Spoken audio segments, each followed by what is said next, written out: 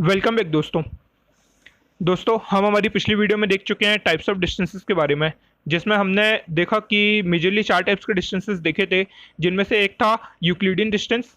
Euclidean distance दो points के बीच का एक लीनियर डिस्टेंस रहता है। हमने दूसरा टाइप का डिस्टेंस देखा था जो कि था Manhattan distance. Manhattan distance basically points के जो एक्सिस पैरेलल डिस्टेंसेस रहते हैं उनको कैलकुलेट करता है। अगर आपने मेरी पिछली वीडियो नहीं देखी है तो आप मेरी पिछली वीडियो जाकर के देख लीजिए, मैं डिस्क्रिप्शन में उसकी लिंक दे दूंगा और साथ ही साथ आई बटन पर भी उसकी वीडियो फ्लैश हो रही होगी। और मेरी जो इसके पहले की एक और वीडियो आई थी जिसमें मैंने KNN एल्गोरिथम के बारे में डिस्कस किया था, तो वो वीडियो भी देखना मत भूलिएगा। वो भी मैं डिस्क्रिप्शन में दे दूंगा और साथ ही साथ आई बटन पर भी वो वीडियो फ्लैश हो जाएगी। चलिए, तो इस वीडियो में हम देखेंगे कोसाइन सिमिलैरिटी के बारे में एंड कोसाइन डिस्टेंस के बारे में। तो आइए देखते हैं क्या है ये cosine similarity and cosine distance. तो कोसाइन सिमिलैरिटी की बात करें और कोसाइन डिस्टेंस की बात करें तो ये दोनों एक दूसरे से बिल्कुल रिलेटेड है। रिलेटेड कैसे हैं? जैसे कि हम देख चुके हैं, अगर पॉइंट्स की सिमिलैरिटी बढ़ती है तो डिस्टेंस क्या होगा? डिक्रीज हो जाएंगे उनके बीच का। अगर सिमिलैरिटी ज़्यादा होगी तो डिस्टेंस कम होंगे, और सिमिलैरिटी कम होगी तो डिस्टेंस ज़्यादा होंगे। आप देख सकते हैं, ये है सिमिलैरिटी और ये है डिस्टेंस। अगर सिमिलैरिटी ज़्यादा होगी तो डिस्टेंसेस कम होंगे, और सिमिलैरिटी कम होगी तो डिस्टेंसेस ज़्यादा होंगे। ठीक है, तो बहुत ही आसान है ये। और इसके साथ जो कोसाइन सिमिलैरिटी है, अगर हम कोसाइन सिमिलैरिटी को जिस तरीके से डिनोट करें, cos dash similarity x1 x2, और कोसाइन डिस्टेंस को हम डिनोट करें कोसाइन डिस्टेंस को हम डिनोट करें cos dash distance x1 x2। ये x1 x2 क्या है? ये दो पॉइंट्स हैं जिनके बीच के हम कोसाइन सिमिलैरिटी और डिस्टेंस हम मेजर कर रहे हैं। ठीक है, तो अगर मैं इन दोनों के बीच के रिलेशनशिप की बात करूं तो ये होता है 1 minus cosine similarity of x1 x2 is equal to cosine distance of x1 x2। बहुत ही आसान है। अगर हम कोसाइन सिमिलैरिटी को 1 से माइनस करें तो हमें कोसाइन डिस्टेंस मिल जाएगा। ठीक है, मैंने मान लिया कि जो कोसाइन सिमिलैरिटी है, सपोज हम ले लेते कि ये जो कोसाइन सिमिलैरिटी ये +1 है। ठीक है, अगर मैं कोसाइन सिमिलैरिटी को अभी ज़्यादा ले रहा हूँ, कोसाइन सिमिलैरिटी को दो पॉइंट्स के बीच के डिस्टेंसेस को मैं ज़्यादा ले रहा हूँ, तो अगर ये +1 है तो क्या हो जाएगा? अगर ये +1 सिमिलर पॉइंट्स के लिए अगर मैं +1 ले लेता हूँ, क्योंकि जो इनकी सिमिलैरिटी है वो ज़्यादा है, सिमिलैरिटी ज़्यादा है, तो क्या होगा? ये यहाँ पे +1 आ जाएगा कोसाइन सिमिलैरिटी की जगह, जैसे कि मैंने यहाँ पे लिखा हुआ है, ये +1 ये आ गया, और जो यहाँ पे आगे 1 वो 1 एज इट इज़ आ जाएगा, तो 1 माइनस +1 ये हो जाएगा 0। तो आप समझ सकते हैं कि अगर पॉइंट्स बिल्कुल एक दूसरे के सिमिलर होंगे, सिमिलैरिटी अगर हम 1 से डिफाइन करें, तो इन दोनों के बीच का जो डिस्टेंस आएगा, कोसाइन डिस्टेंस जिसको हम कहते हैं, वो 0 आएगा। लेकिन अगर हम इन दोनों के बीच की सिमिलैरिटी को है -1 ले ले, जैसे कि मैंने यहाँ पे लिया हुआ है ये -1, तो इन दोनों के बीच का जो डिस्टेंस आएगा वो आ जाएगा 2। क्यों आ जाएगा? क्योंकि ये 1 as it is minus of -1 ये आ जाएगा 2। आप समझ सकते हैं कि डिस्टेंस यहाँ पे ज़्यादा आ रहा है और डिस्टेंस यहाँ पे कम आ रहा है। तो इसका मतलब क्या है कि ये पॉइंट्स जो है वो एक दूसरे के सिमिलर नहीं है, लेकिन ये जो पॉइंट्स है एक दूसरे के सिमिलर है। क्यों? क्योंकि इनके बीच का डिस्टेंस ऑलमोस्ट 0 है, या 0 ही है पूरा, और इन दोनों के बीच का डिस्टेंस 2 है। 2 बहुत बड़ा डिस्टेंस होता है, तो इसलिए अगर पॉइंट्स एक दूसरे के सिमिलर होंगे तो उनका डिस्टेंस जो आएगा वो 0 आएगा। लेकिन अगर पॉइंट्स एक दूसरे के डिसिमिलर होंगे तो उनके बीच का डिस्टेंस ज़्यादा आ सकता है, जैसे कि इस केस में हमारे पास 2 आया था। चलिए, अब हम देखते हैं कि अगले पार्ट में, जैसे कि मैंने यहाँ पे एक डायग्राम एक ग्राफ बनाया हुआ है। सपोज मैं डिनोट करता हूँ, ये जो x1 है ये एक वेक्टर है। ठीक है, मैंने इस x1 को एक वेक्टर ले लिया, ठीक है, और इस x2 को एक और वेक्टर ले लिया, और इन दोनों के बीच का डिस्टेंस मैंने ले लिया थीटा। ठीक है, तो अगर मैं यहाँ पे देखूँ तो जो x1 और x2 है ये पॉइंट्स यहाँ पर है। ठीक है, तो वेक्टर हम कैसे निकालते हैं? ओरिजिन से इस पॉइंट को, ये वेक्टर इस डायरेक्शन में है।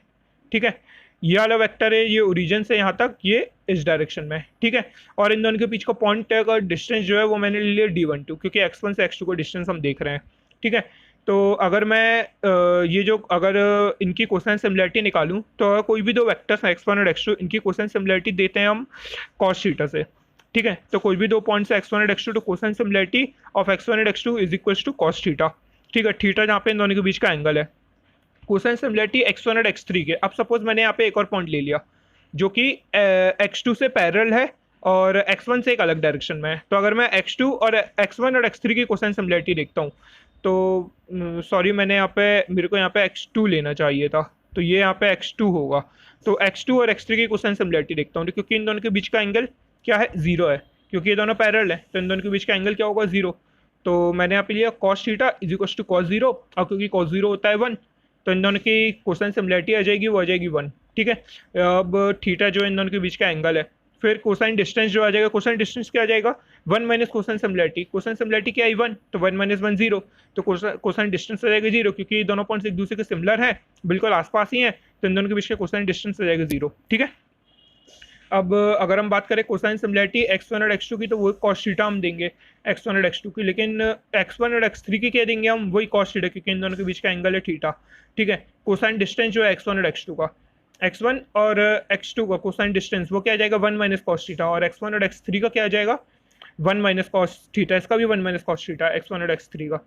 ठीक है, और जो d12 है ये बेसिकली क्या होता है, ये जो डिस्टेंस है लीनियर डिस्टेंस, इसको हम देख चुके हैं, ये यूक्लिडियन डिस्टेंस है। ठीक है, ऐसे ही x1 और x3 के बीच का भी हम डिस्टेंस निकाल सकते हैं, इसको हम बोलेंगे यूक्लिडियन डिस्टेंस। आई होप आप लोगों को समझ में आया होगा, बहुत ही आसान है, ये समझने में कोई ज़्यादा डिफिकल्ट है नहीं, आसानी से समझ सकते हैं आप लोग इसको। ठीक है, क्योंकि मैं बहुत ही आसान तरीके से समझा रहा हूँ इसको। तो चलिए अब आगे देखते हैं। अगर हम इस वीडियो में बात करें तो इस स्लाइड में बात करें तो यहाँ पे मैंने दिखाया कि जैसे यहाँ पे मैंने क्या किया था, यहाँ पे मैं कोई भी दो वेक्टर्स मैंने लिए x1 और x2 और उन दोनों के बीच का एंगल निकाला, और उन दोनों के बीच का एंगल निकाल करके हम क्या कर रहे थे कि उनकी सिमिलैरिटी निकाल रहे थे, और सिमिलैरिटी आ रही थी cos थीटा। ठीक है, ये हम देख चुके हैं cos थीटा, कोई भी दो वेक्टर्स x1 और x2 है उनके बीच का एंगल थीटा है, तो सिमिलैरिटी आती है cos थीटा से। अब इसी को याद रखते हुए आगे चलते हैं। तो मैंने क्या बोला, मैंने बोला कि सपोज मेरा एक वेक्टर है, ठीक है, जो कि x1 वो x एक्सिस से बिल्कुल जस्ट पैरेलल है और x एक्सिस की एक्सिस पर ही है। ये है मेरा वेक्टर, देखिए ये है वो वेक्टर, ये बिल्कुल x एक्सिस से पैरेलल है, ये इस डायरेक्शन में ऐसे जा रहा है कुछ। ठीक है, ये इस तरीके से, और ये x1 है। ठीक है, तो मैंने क्या बोला कि ये बिल्कुल x एक्सिस से पैरेलल है, तो इसका एंगल क्या होगा, एंगल जो होगा एक्सिस से जो एंगल होगा वो होगा 0। ठीक है, तो एक्सिस से एंगल हो जाएगा 0, मैं एक सेकंड इसको मिटा देता हूँ। तो एक्सिस से जो x एक्सिस है उससे एंगल क्या हो जाएगा इसका 0, तो cos थीटा क्या आ जाएगा cos 0 यानी 1, तो कोसाइन सिमिलैरिटी क्या आ जाएगी 1।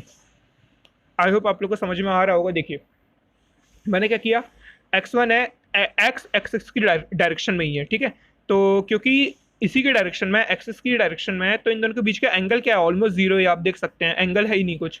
तो मैंने क्या लिखा, कोसाइन सिमिलैरिटी, कोसाइन सिमिलैरिटी क्या होती है cos थीटा।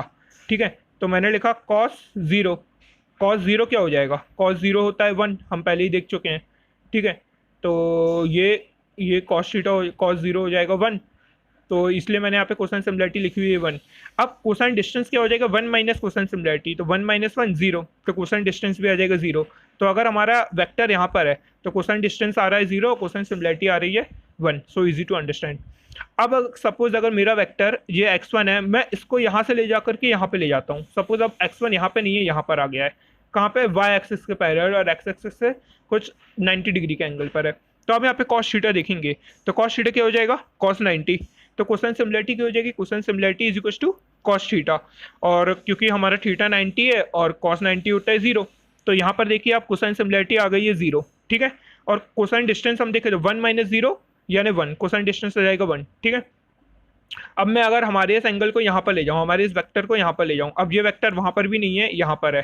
ठीक है, अब ये वेक्टर यहाँ पर नहीं है, ठीक है, यहाँ पर भी नहीं है, अब ये वेक्टर यहाँ पर है। ठीक है, अगर ये वेक्टर यहाँ पर है तो अब देखिए, अब ये x एक्सिस से इसका एंगल कितना हो गया 180 हो गया। यहाँ से अगर हम एंगल निकाले तो ये पूरा होता है 180 डिग्री, और क्योंकि cos 180 होता है -1, ये हम सभी जानते हैं cos 180 होता है -1, तो कोसाइन सिमिलैरिटी क्या आ जाएगी cos 180 इक्वल्स टू -1।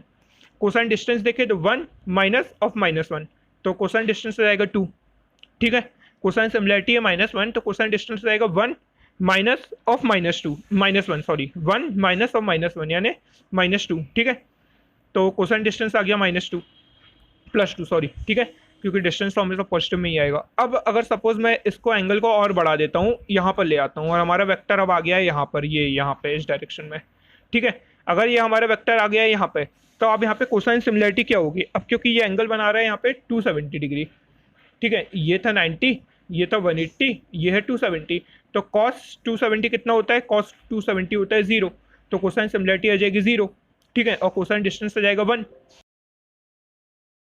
तो मैंने आपको क्या बोला कि अगर मैं यहाँ पे आ जाता हूँ ये जो हमारा है 270 डिग्री, तो ये जो हमारा है यहाँ पर ये 270 डिग्री बना रहा है, ठीक है। ये यहाँ से लेके यहाँ तक का पूरा 270 डिग्री बना रहा है। अब क्योंकि ये यहाँ से यहाँ तक का पूरा 270 डिग्री बना रहा है, तो कॉस 270 क्या हो जाएगा, जीरो। कॉस 270 हो जाएगा जीरो, तो कोसाइन डिस्टेंस क्या आ जाएगा, 1 माइनस जीरो, 1, ठीक है। तो आप लोग समझ गए होंगे। तो अगर हम देखें तो जीरो से 90 डिग्री तक, जीरो से यहाँ से लेके यहाँ तक जो हमारा कोसाइन सिमिलैरिटी थी, कोसाइन सिमिलैरिटी कोसाइन डिस्टेंस था, कोसाइन डिस्टेंस कितना था, जीरो, और यहाँ पर कितना हो गया, 1। तो यहाँ पे 0 से 1 तक गया। फिर 90 से 180 तक, 90 से 180 तक कोसाइन डिस्टेंस जो था वो यहाँ पे था 1, और वहाँ पे जाकर के वापस यहाँ पे जाकर के 2 हो गया, ठीक है। तो ये 2 हो गया। फिर अब यहाँ पर 180, अब 180 से अगर हम देखें तो 180 से 270 तक, तो 180 से 270 तक कितना था, 180 से 270 तक यहाँ पे 2 था, और फिर यहाँ से बढ़ के वापस 1 हो गया, यहाँ से घट के वापस 1 हो गया, ठीक है। तो देखो हो क्या रहा है, हो ये रहा है कि जो हमारा पॉइंट है वो एक्स एक्सिस से कितना दूर जाता जा रहा है, यहाँ से लेके यहाँ तक थोड़ा दूर गया तो डिस्टेंस बढ़ा, 1 हुआ। यहाँ से और दूर गया, यहाँ आया तो डिस्टेंस और बढ़ गया, 2 हो गया। अब यहाँ से वापस पास आने लगा, तो यहाँ से वापस पास आने लगा तो कोसाइन डिस्टेंस जो था वो 1 हो गया, वापस 2 से घट के 1 हो गया। अब यहाँ से वापस यहाँ पर आ गया, तो यहाँ से वापस यहाँ पे आ गया, तो वापस यही हमको पॉइंट्स मिल जाएंगे, तो हमारा कोसाइन डिस्टेंस वापस हो जाएगा 0। आप लोग समझ रहे होंगे, ठीक है। तो यहाँ से 1 से वापस 0, तो 0 से लेके 1 हुआ, 1 से 2 हुआ, 2 से वापस 1 हुआ, और 1 से वापस 0 हो गया। तो ये angle between x1 and x2 है, और ये डिस्टेंसेस हैं। तो आप लोग देख सकते हैं कि डिस्टेंसेस कैसे पहले बढ़ा बढ़ा, क्योंकि पॉइंट दूर जाता जा रहा था, और फिर जब वापस पॉइंट पास आने लगा तो डिस्टेंस वापस कम होने लगा, और आखिरी में वापस 0 हो गया, क्योंकि पॉइंट बिल्कुल ही पास आ गया। अगली स्लाइड है, हम देख सकते हैं यहाँ पे कॉस थीटा। अब देखो कॉस थीटा तो हमने देख लिया क्या है, कोसाइन सिमिलैरिटी होता है कॉस थीटा। लेकिन कॉस थीटा अगर हमको थीटा एंगल नहीं है हमारे पास सिर्फ वेक्टर्स ही हैं, तो हम कोसाइन सिमिलैरिटी कैसे निकालेंगे।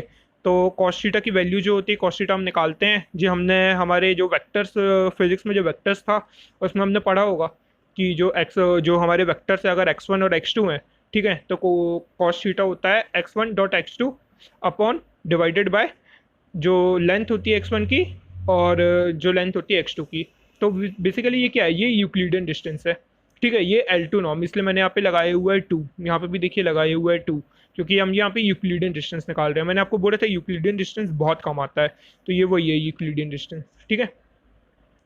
तो ये क्या है हमारा, ये है यूक्लिडियन डिस्टेंस दोनों, ये x1 का यूक्लिडियन डिस्टेंस है ओरिजिन से, ये x2 का ओरिजिन यूक्लिडियन डिस्टेंस है ओरिजिन से, और ये हमारे वेक्टर है x1 और ये हमारा वेक्टर है x2। तो कॉस थीटा निकल आएगा, यानी कोसाइन सिमिलैरिटी निकल आएगी, ठीक है। If x1 and x2 are unit vectors, अगर मैं x1 और x2 को यूनिट वेक्टर्स ले लूँ तो इन दोनों की लेंथ क्या हो जाएगी। ये x1 और x2 हैं, ये बेसिकली हम लेंथ निकाल रहे हैं कहाँ से, ओरिजिन से ही लेंथ निकालेंगे, क्योंकि और दूसरा पॉइंट तो है नहीं।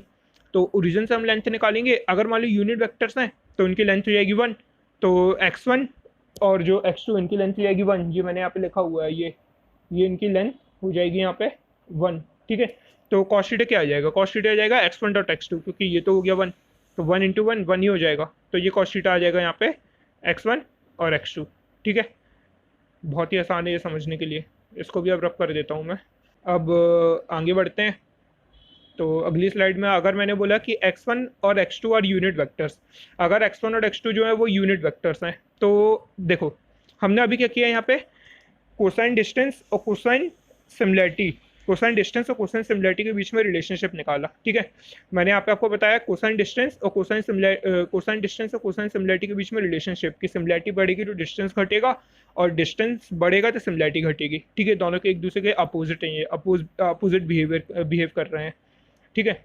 अब मैंने बोला कि अगर मान लो मेरे पास इन दोनों के बीच की रिलेशनशिप है, अगर मेरे पास यूक्लिडियन डिस्टेंस की रिलेशनशिप आ जाए, किससे, यूक्लिडियन डिस्टेंस की रिलेशनशिप आ जाए जो कोसाइन डिस्टेंस है उससे, यूक्लिडियन डिस्टेंस की, तो बहुत ही अच्छा होगा, क्योंकि अगर यूक्लिडियन डिस्टेंस से कोसाइन डिस्टेंस की रिलेशनशिप आ गई तो हम कोसाइन सिमिलैरिटी आसानी से फाइंड कर सकते हैं। तो एक सिंपल सी रिलेशनशिप होती है, अगर यूक्लिडियन डिस्टेंस x1 और x2 को निकालना है, ठीक है, यूक्लिडियन डिस्टेंस ऑफ स्क्वायर वो होता है twice of 1 minus cos theta, यानी 1 माइनस कॉस थीटा क्या है, 1 माइनस कोसाइन सिमिलैरिटी यानी कोसाइन डिस्टेंस, तो twice of cosine distance 1 minus cos theta, sorry मैं यहाँ पे कोसाइन डिस्टेंस होना चाहिए, मैंने कोसाइन सिमिलैरिटी लिख दिया, तो यहाँ पे चेंज कर लीजिएगा, यहाँ पे कोसाइन सिमिलैरिटी की जगह कोसाइन डिस्टेंस लिख लीजिएगा, ठीक है। ये आएगा DIST, ठीक है, थोड़ा गड़बड़ हो गया पर ठीक है। तो ये कोसाइन डिस्टेंस आ जाएगा। तो यूक्लिडियन डिस्टेंस x1 और x2 का अगर इसका स्क्वायर करें तो वो आता है twice of cosine similarity, 1 minus cos theta, ठीक है। बहुत ही आसान है ये। तो आप लोग समझ गए होंगे कि cosine similarity cosine distance basically एक दूसरे से बहुत ज़्यादा रिलेटेड रहते हैं।